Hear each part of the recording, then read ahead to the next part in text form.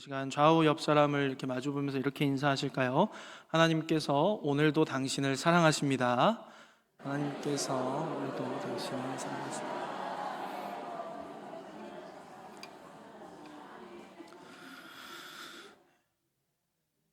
이제 그만하시고요. 예.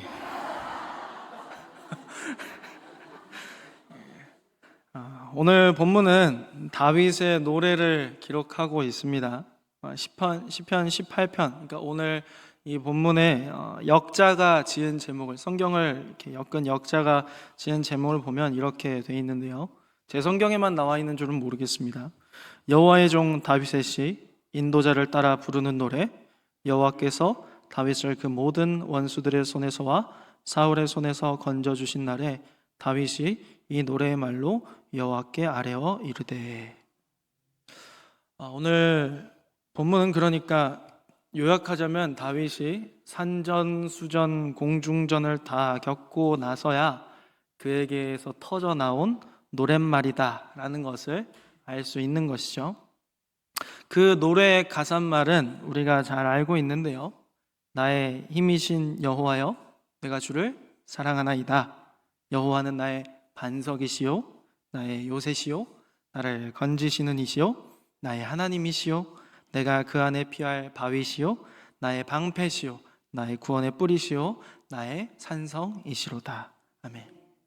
이 고백은 다윗이 자신을 죽이려고 하는 장인 사울 왕을 피해서 달아날 때, 또 그 사울 왕을 피해서 자신들의 철천지 원수인 블레셋 땅에 들어가서 피할 때, 그 모든 위협의 순간으로부터 다윗 자신을 하나님께서 보호하셨다라는 고백을 담고 있는 그러한 노래입니다. 따지고 보면 다윗 인생의 그 기구함은 다 하나님 때문이었습니다. 하나님께서 그를 기름 부어 세우셨기 때문이죠.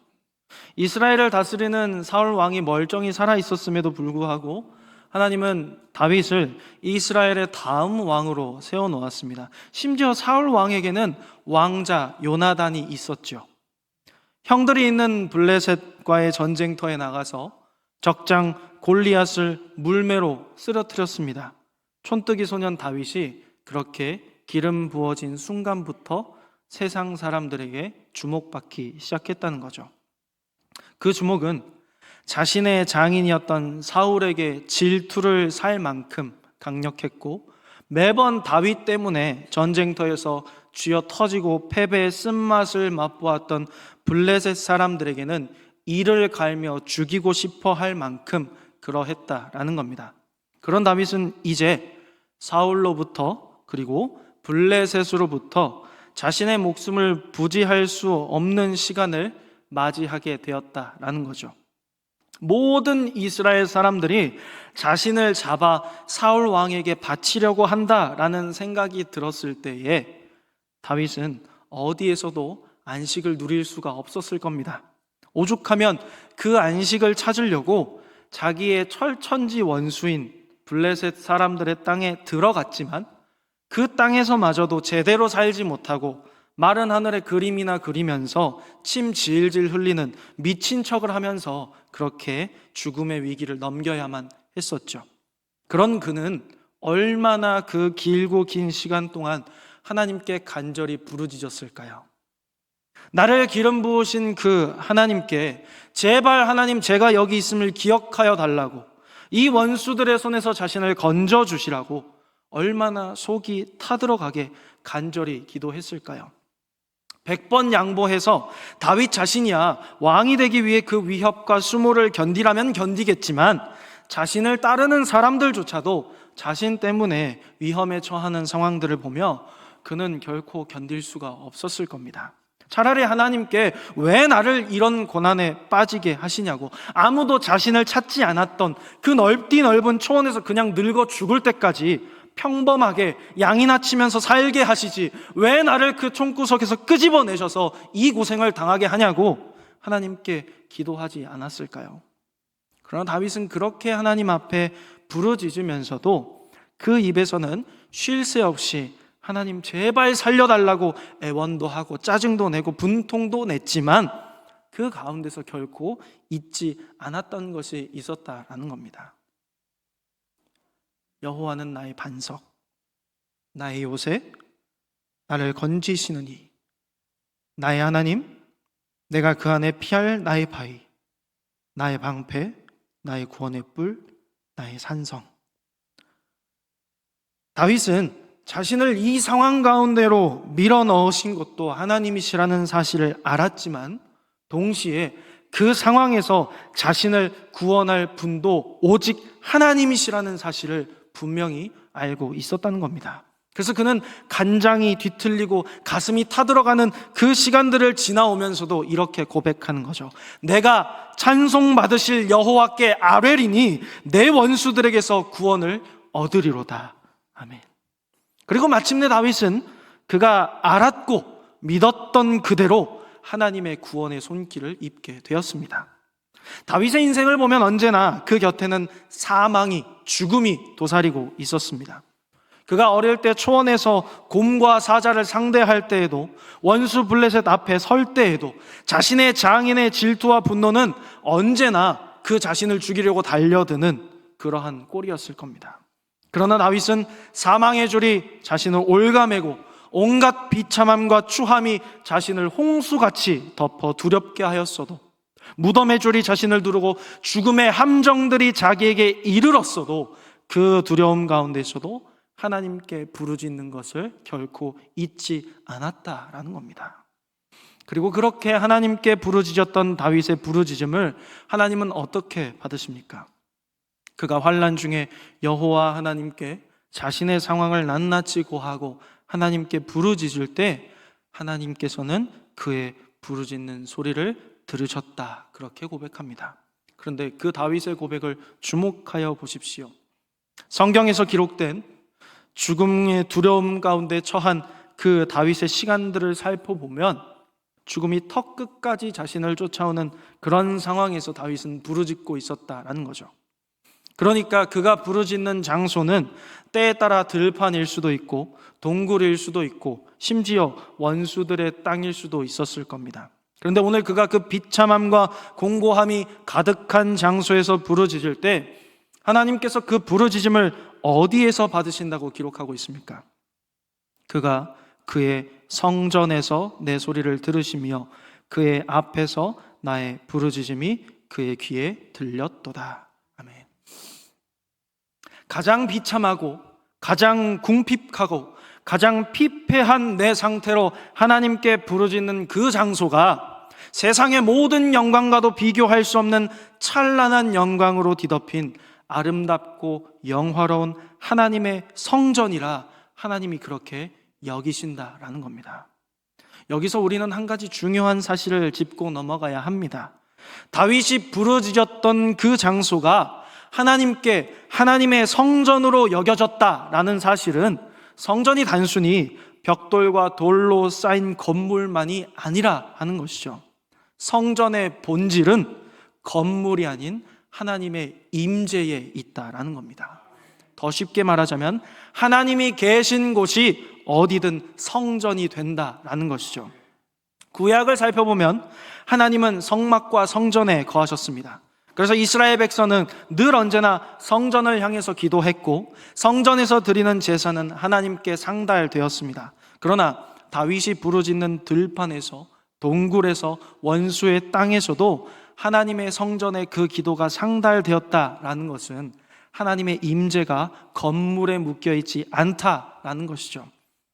그렇다면 신약에 와서 하나님은 어디에 거하실까요? 바로 성령을 통해서 우리 안에 거하십니다. 성령이 거하시는 성도 자체가 이제 하나님의 성전이 된 것이죠. 그러므로 다윗이 어디서든 부르짖어도 그것이 성전에 드려지는 기도가 됐던 것처럼 성령이 내주하시는 우리 성도들의 기도는 어떤 상황에서든 하나님의 성전에서 올려지는 기도가 된다라는 겁니다.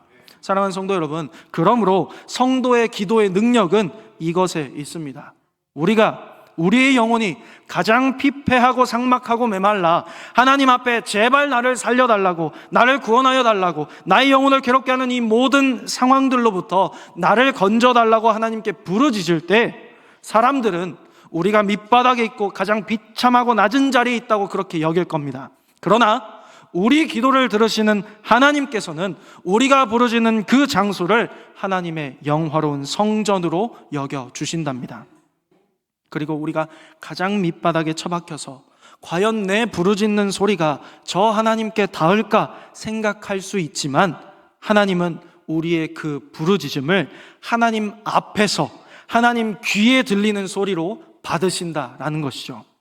사랑하는 성도 여러분, 그러므로 우리의 기도의 능력은 우리가 무엇을 이뤘고 무엇을 가지고 있고 무엇을 할 수 있는지에 달려있지 않습니다.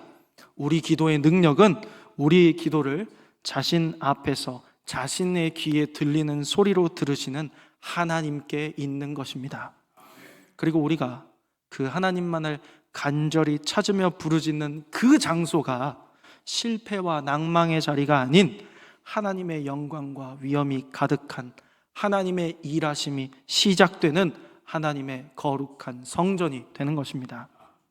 그렇다면 우리가 어떻게 이 성전에 드려지는 기도를 할 수 있게 되었냐 하는 것이죠. 그 답은 앞서 말씀드렸듯이 성령 때문에 가능합니다. 다윗이 이스라엘 왕으로 기름 부음을 받았을 때 성경은 여호와의 영이 다윗에게 크게 임하였다라고 기록합니다. 다윗을 그 모든 절망적인 상황 속에서도 하나님을 향해 부르짖게 했던 힘, 그것은 다윗의 의지나 자신의 신앙심이 아니라 그 안에 임하셨던 하나님의 영, 성령이었다는 거죠. 그리고 예수님은 십자가를 앞두시고 제자들에게 이렇게 말씀하십니다. 내가 떠나는 것이 너희에게 유익하다. 왜냐하면 예수님이 떠나셔야 성령이 그들에게 주어지기 때문이었습니다. 예수님께서 십자가에 돌아가셨을 때 성전 휘장이 찢어졌습니다. 이것은 하나님과 인간 사이를 가로막았던 모든 죄와 허물의 담이 무너졌다라는 선언이었죠. 죄로 인해 거룩하신 하나님과 단절되었던 자들이 예수님의 십자가로 하나님 앞에 나아갈 담력을 얻게 되었습니다. 임마누엘, 그 하나님은 실로 우리와 함께 하시면서 우리의 모든 죄가를 다 담당하셨고 이제 우리 안에 거하셔서 우리로 하여금 하나님의 성전이 되게 하셨습니다. 부활하신 예수님이 제자들에게 처음 나타나셨을 때 그들에게 숨을 불어넣으시며 성령을 받으라 선언하셨고, 그 선언 가운데 오순절날 제자들에게 성령이 충만하게 임하게 되었습니다. 그 결과는 무엇이었을까요? 영원히 해결되지 않는 죽음 앞에서 두려워 문을 걸어 잠그고 숨어있던 제자들이 십자가로 죽어버린 죽음을 비웃으면서 이제는 담대히 복음을 외치는 증인들로 변화되었다는 거죠. 이것이 우리 안에 내주하시는 성령의 능력입니다. 핵심은 이겁니다. 다윗을 절망 속에서도 하나님께 부르짖게 하셨던 그 성령이 그때에만 그렇게 하신 것이 아니라 지금 우리 안에도 동일하게 임재하여 계신다는 겁니다. 그래서 바울은 성령이 말할 수 없는 탄식으로 우리를 위해 친히 간구하신다, 그렇게 말하는 것이죠. 우리의 기도가 하나님께 닿을 수 있는 이유는 우리의 간절함 때문이 아니라 우리 안에서 내주하시는 성령 때문이라는 겁니다. 사랑하는 성도 여러분, 말씀을 맺습니다. 우리의 기도는 하나님께 닿는 하나님의 성전에 올려지는 기도입니다. 다윗이 들판에서, 동굴에서, 원수의 땅에서 부르짖어도 그것이 하나님의 성전에 드려지는 기도가 되었던 것처럼 우리 안에 성령이 계시기에 우리가 어디서 어떤 상태로 기도해도 그 기도는 하나님께서 받으시는 아름다운 기도가 됩니다. 이것이 우리가 기도할 수 있는 근거가 되는 것이죠. 그렇다면 이 놀라운 사실이 우리에게 무엇을 요구합니까? 그것은 바로 우리의 기도가 그 은혜의 무게에 걸맞는 기도가 되어야 한다라는 것이죠. 하나님은 하나뿐인 아들을 십자가에 내어주시면서까지 우리와 막힌 담을 허물고 우리의 기도를 들으시는 길을 열어주셨습니다. 그렇게 열어주신 기도의 문이라면 그 기도는 단순히 신세 한탄이나 소원의 목록들을 나열하는 기도가 아니라 그 하나님의 구원의 은혜를 신뢰하고 그 하나님의 다스리심을 의지하는 기도가 되어야 마땅하지 않겠습니까? 다윗의 기도가 결국 나의 힘이 되신 여호와여 내가 주를 사랑하나이다 라는 고백으로 그렇게 마무리됐듯이 우리의 기도도 내 문제의 해결을 넘어서 그 하나님을 향한 사랑과 신뢰의 고백으로 나아가는 기도가 되기를 축원합니다. 그것이 성전에서 올려지게 되는 향기로운 기도의 제사이며 우리를 위해 성령께서 탄식하며 간구하시는 기도의 완성입니다. 오늘은 부활주일입니다. 예수님은 우리의 가장 간절했던 영혼의 기도 제목을 자신의 몸을 찢으시고 다시 살아나심으로 완성시켜 주셨습니다. 우리의 영혼은 모든 소원이 예수님의 십자가와 부활로 충족되었습니다. 그리고 보좌 우편에서 자신의 이름으로 하나님 앞에 드려지는 모든 기도의 중보가 친히 되어 주십니다. 사랑하는 성도 여러분, 기도할 수 있는데 뭐가 걱정입니까? 기도할 수 있는데 왜 슬퍼하고 낙심하십니까? 예수님께서 모든 것을 해결하셨는데 왜 주저앉아 계시냐는 말입니다. 이제 다시 돌아갈 여러분의 삶의 자리를 실패와 좌절과 낙심과 절망의 자리가 아닌 하나님께 향기롭게 올려드리는 성전이 되게 하십시오. 우리 안에 내주하시는 성령께서 그것을 능히 가능케 하실 것입니다.